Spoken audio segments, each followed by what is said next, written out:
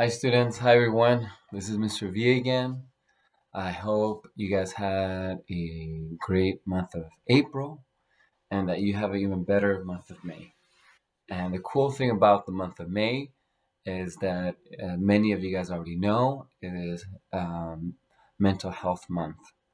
May is Mental Health Month. And so I decided I wanted to create a video series, a 4-week video series talking about different aspects of mental health and how it relates to us. And also, I want to talk about breaking down the stigma. What is stigma and how does that relate to mental health? I want to talk about with you guys a little bit about what does it mean about raising awareness in regard to mental health, and I also want to have another video segment talking more in detail about kind of learning more about mental health symptoms and how to recognize them, so that way you can get we can get help earlier, and not wait until the symptoms get worse.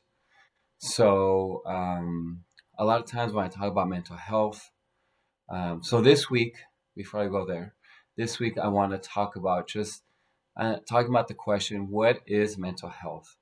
It's a very simple question, and I like to talk about things in a simple way.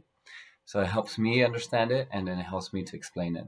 So when I talk about mental health with others, I always talk about our physical bodies. So our physical bodies, for the most part, are healthy, but sometimes we get sick, and sometimes we can get a cold, so that means we just need to rest at home for a few days. But other times we might have an infection or bacteria, but then we have to go to the doctors and get medication, and then other times we might have to go to urgent care or the hospital. So with our physical bodies, we get sick, and we find it when we seek out help, depending how severe it is. Just how our physical bodies can get sick sometimes or not feel well, our mental health, our minds, and our well-being may not feel great. And so part of our mental health includes our emotional, our physical health, and our social well-being. So it's a lot of things that combine to make up our mental health. Um, Something to understand about mental health: it affects how we think, how we feel, how we act. So our mental health can affect our thoughts, how we think about certain things, how we think about ourselves, how we think about our future, how we think about others. And then also mental health can also affect how we feel. So those are the feelings inside. So a lot of common feelings are like anger, happiness. So those are feelings.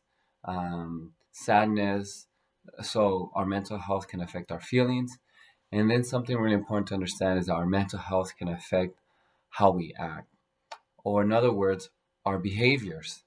So a lot of times people, when they referring to mental health, they say behavioral health, because our mental health affects how we how we act out, how we act out physically, how we act out with our bodies and with our words and with our minds. And so there's a strong connection between our mental health and what we do.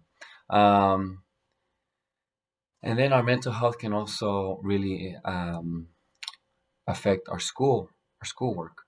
So so if we have a healthy state of mind, healthy mental health, then we're most likely going to do well in school.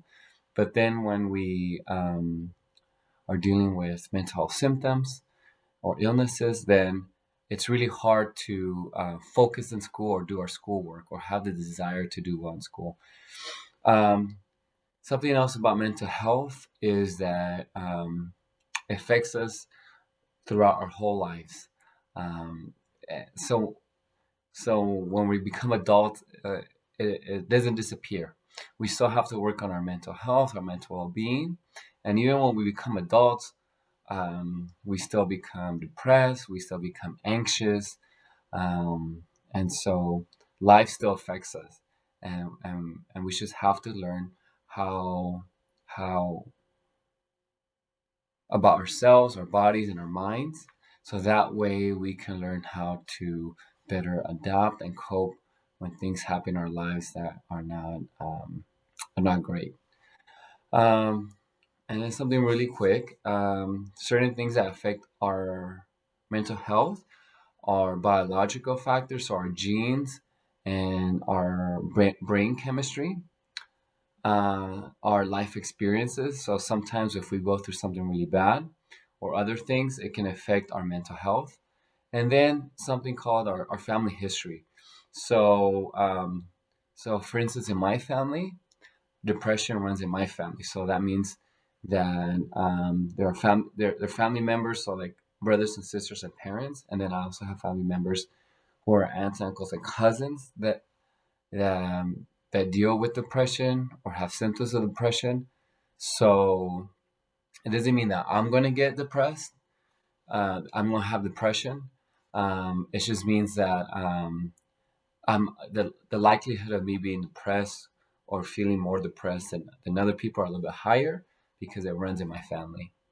So something before to talk about before we finish today is that mental health problems, mental health illnesses is something that's very common. Um, and the good thing is that there's tons of help.